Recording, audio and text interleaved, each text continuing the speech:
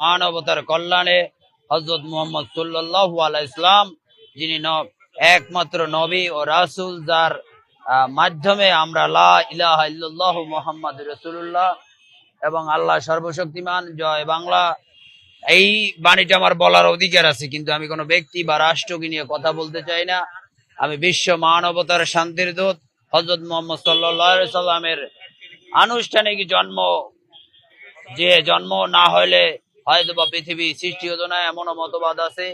কাউকে আমি ছোট করে নাই। বিশ্ব মানবতার ক্ষেত্রে খ্রিস্টান, বৌদ্ধ এবং যে কোনো জাতি ধর্ম ভেদাভেদ নয়, রাষ্ট্র ভেদাভেদ নয়, বর্ণ ভেদাভেদ নয়।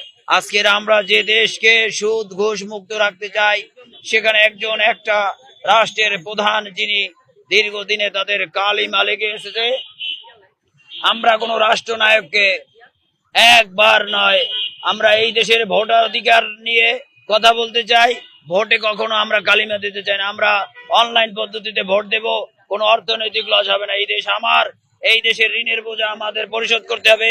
আমরা কোনো ব্যক্তিকে আর খাটো করে দেখবো না। বঙ্গবন্ধু সহ জিয়াউর রহমান, এরশাদ, কাউকে খাটো করে দেখবো না। আমরা সবাইকে শ্রদ্ধা জানিয়ে আজকের মতো এখান থেকে শপথ করি, আমরা মহান আল্লাহ পাক রব্বুল আলামিনের অশেষ আমাদের হযরত মুহাম্মদ সাল্লাল্লাহু আলাইহি ওয়াসাল্লামের আদর্শের দল, এবং আমরা বাঙালি চেতনার বাঙালি উদ্দীপনা এবং মুসলিম ইসলামী চেতনা সকল ধর্মের সাথে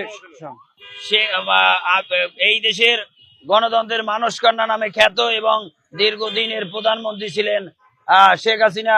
তিনি আজকের পালিয়ে গেছেন, কথাটা ভিন্ন। তিনি তার রিফিউজি হিসাবে ইন্ডিয়ায় আছেন। তিনি এই দেশের তার আত্মপক্ষ সমর্থন করে এই দেশে বিচারের মুখোমুখি হন। যদি নির্দোষ হন, তাকে আমরা হাসি মুখে বরণ করবো, এবং যদি দোষী হন, তার বিচার আমরা দাবি করি। এই আশাবাদ ব্যক্ত রাখে আমরা কোথাও পালাওন দেখি না, এবং উনি এই রাষ্ট্রের প্রধান ছিলেন। ওনাকে আমরা সচেতন সম্মান করেছি। আমরা আজকের ওনাকে যতটা ঘৃণা করি, ততটাই আবার সম্মান করতাম।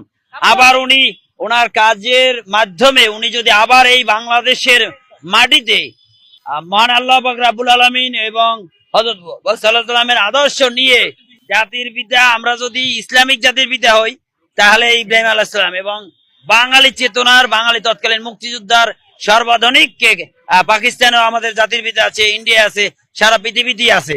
অতএব এ নিয়ে কোনো মন্তব্য করতে চাই না।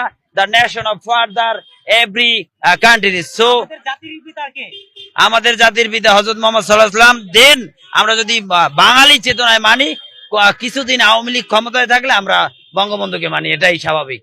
এর কোনো ব্যতিক্রম নাই। ও বঙ্গবন্ধুর ছবি আছে।